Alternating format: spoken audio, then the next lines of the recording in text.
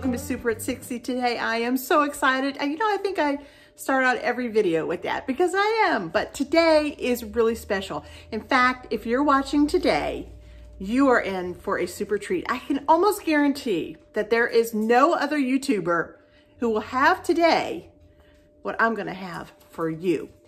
Make sure that you comment below. Make sure that you do that today. And I have a prize for you. Yes, we finally hit 2,000 subscribers.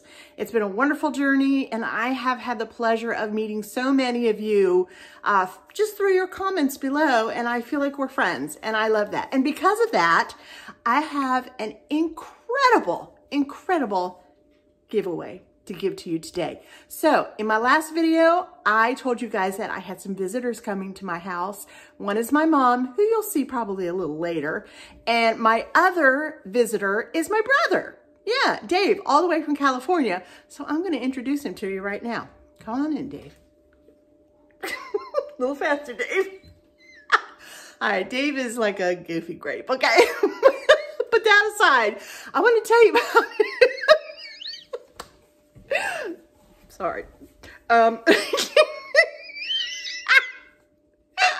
Yeah, now you know where I get my silly craziness from. Okay. It's not. Well, all right, let's get this going. Okay, I have collected myself finally. I want to tell you a little bit about David. David is a now retired, but spent the bulk of his adult life working as an animator for Walt Disney Studios. And many of the wonderful animated feature movies of the 80s, around the 80s time, David participated in wholeheartedly. And many of his characters you will know. And one of the characters, actually two of the characters, he is going to draw right now on Super at 60, right at my kitchen table behind me, and he's going to sign it, and it's going to be yours. I am going to send it to you. So make sure that you comment below. You must comment below today. I'll leave this open for maybe the next 4 days. Please comment below. If you know anyone, please ask them to subscribe to the channel. If you have not subscribed to my channel already, but you'd like to participate today, please subscribe today. I would be thrilled to have you as a part of the Super at 60 community here. We have such a fun time. We really do, as you saw in my opening. Sorry about that. Okay, yes, I've all collected now. So let's go over to the kitchen table, and I'm gonna let the artist do his thing for you. Make sure you sign below. Make sure you comment to me. And then I forgot to tell you the most important part. And then I will collect all the names that I have below, and I'll put them in a little hat or whatever, a bag or something, and I'm gonna pick a name, okay? And I may even do a second giveaway. Yeah, I have an idea for a second giveaway too. But today is first and foremost, okay? This is the one I want you all to have. Every single one of you, I want you to have this. So please leave me a comment below. Say, yes, this was a great video, and I would love to have David's beautiful piece of artwork. You can keep it for a lifetime, frame it. It's yours. It's all yours. Okay, let's go.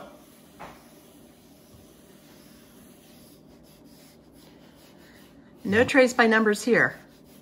No, this is a real thing. I can still draw it after all 30 years. Wow. And I can still draw these characters because, let's face it, when you're animating them, you draw them about 1 million times. Wow. It seems like, because, there's so many drawings per second in animation. And so I drew this character many times. Well, it was one of the greatest movies. It was. It's kind of a modern... Beauty and the Beast yeah. is just... Kind of a modern even all the years later, people still know Beauty and the Beast. Yeah. They think of Mrs. Potts and Chip. I mean, they were just adorable characters. Yes. And so where did you come up with them? Well, animation is a very collaborative medium, so no one person comes up with them.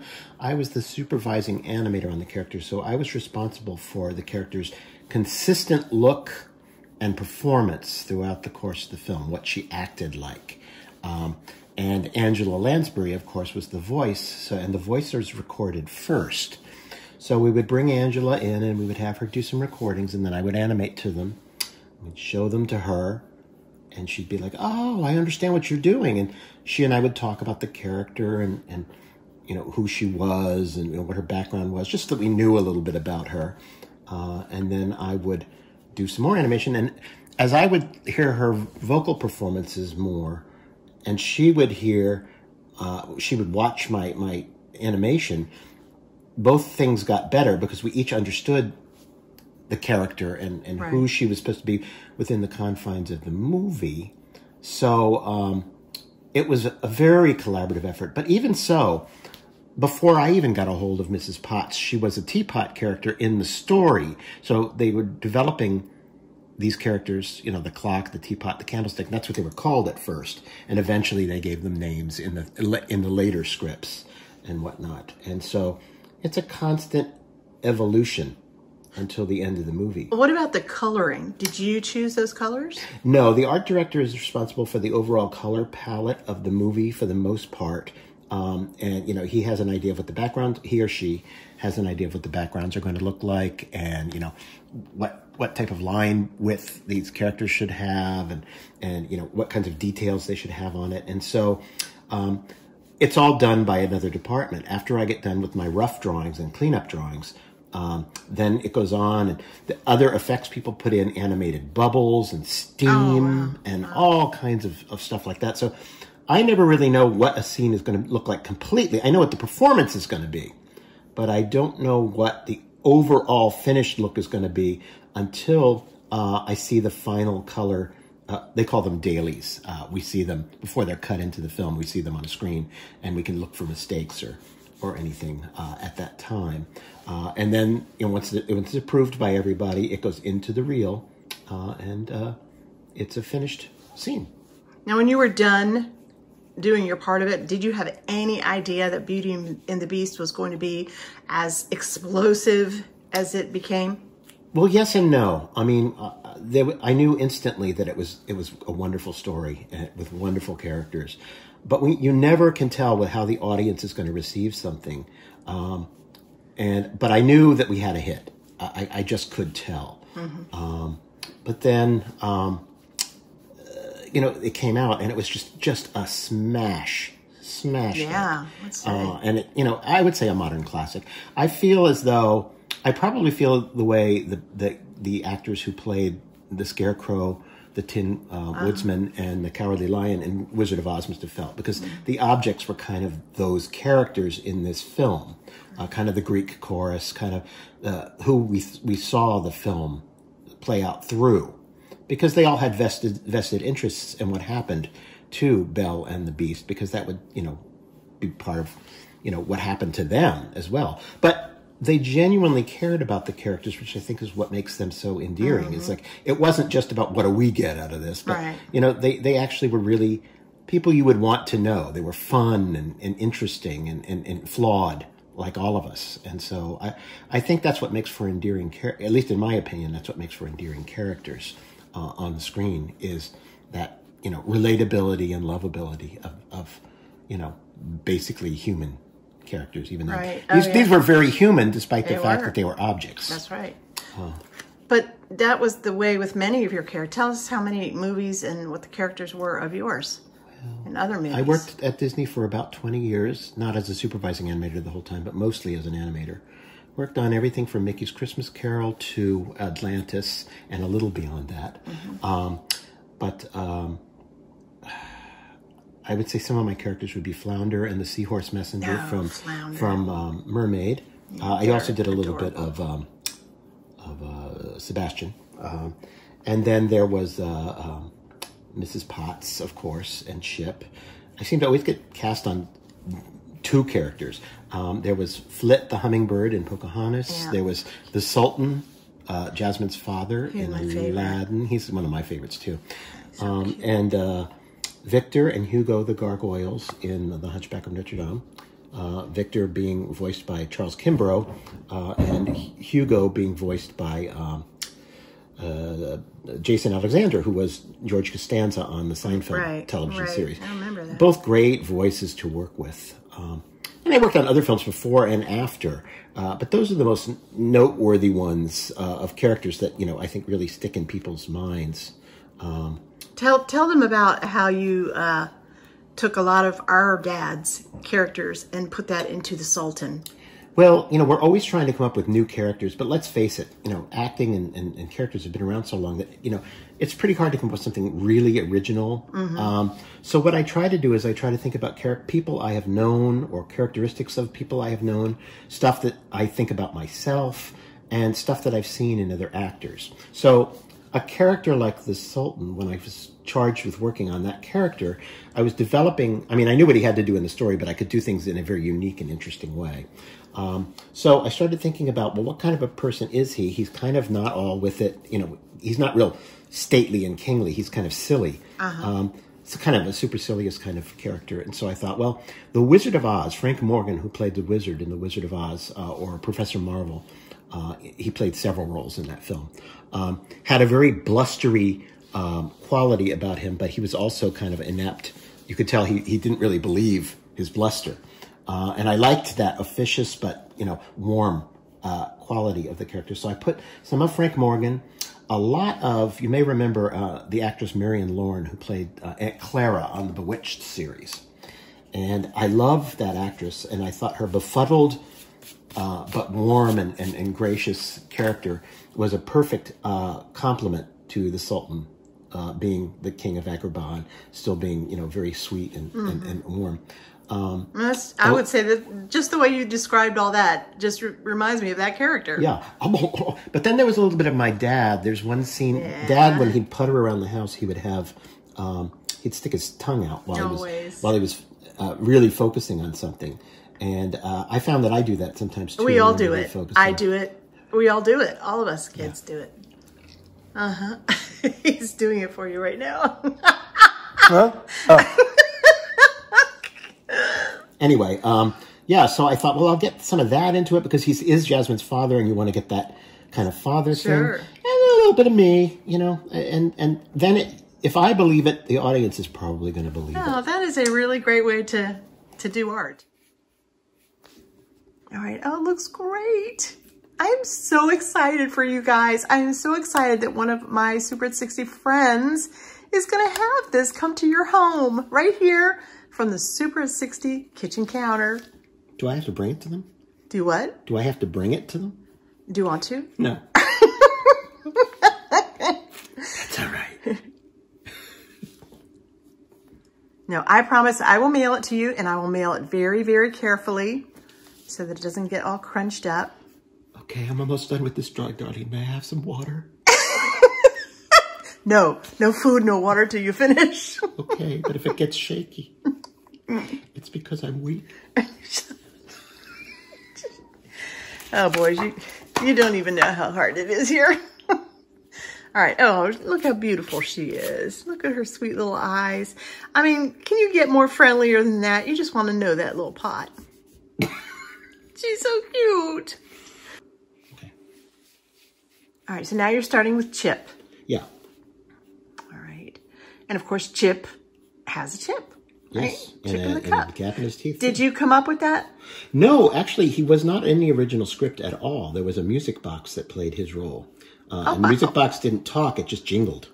But towards the end of the movie, they added Chip as a gag. You know, it's like, into the cupboard with you now, Chip. Oh, that's hilarious. And one of the writers, I think it was Roger Allers, I'm not sure, but I think it was Roger Allers, wrote that. And they got the kid to come in and do the voice. And he was so good. Bradley Pierce, who I'm still friends with on Facebook, did the voice. And he was so charming and so great. They said, we need to get this character in there more. So they expanded the role and had him take over the role of the music box in the story. And the rest is history. Jeffrey Katzenberg looked at me in a meeting and said, can you do all this animation before the end of the deadline? And I said, yeah, I think I can. We did most of the Chip animation in the last 3 months of production. I'm trying to get a good angle here.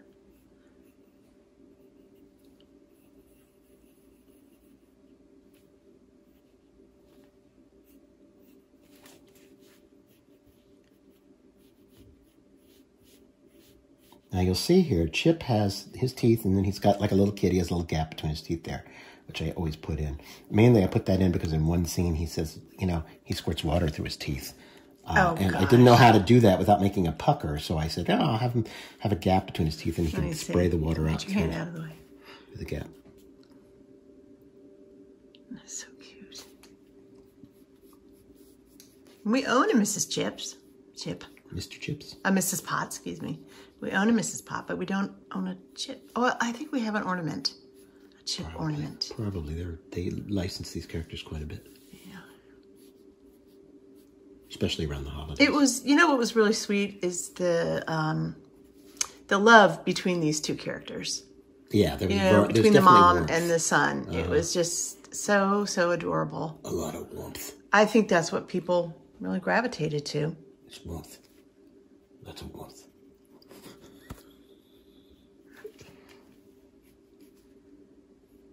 I'm trying to get the best angle that I can of Mr. Chip. Every time I get over here, you move your arm.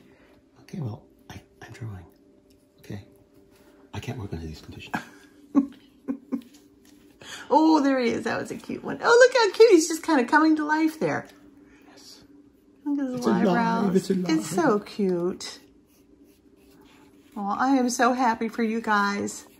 Make sure that you leave me a comment. Please give me a like.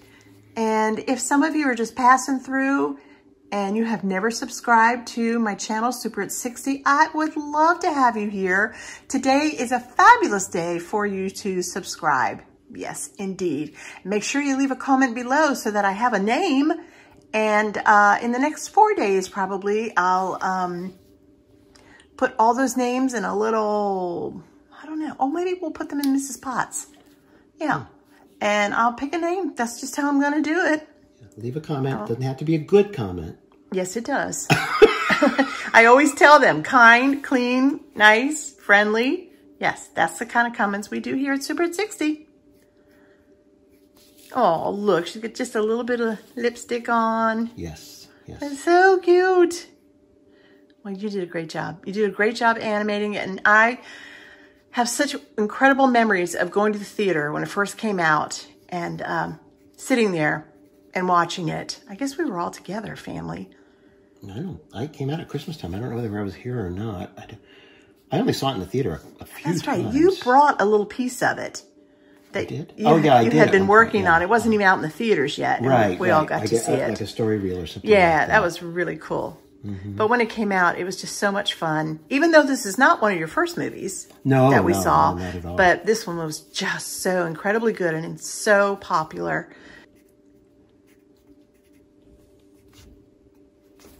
Oh, beautiful. Copyright Walt Disney Company 2021.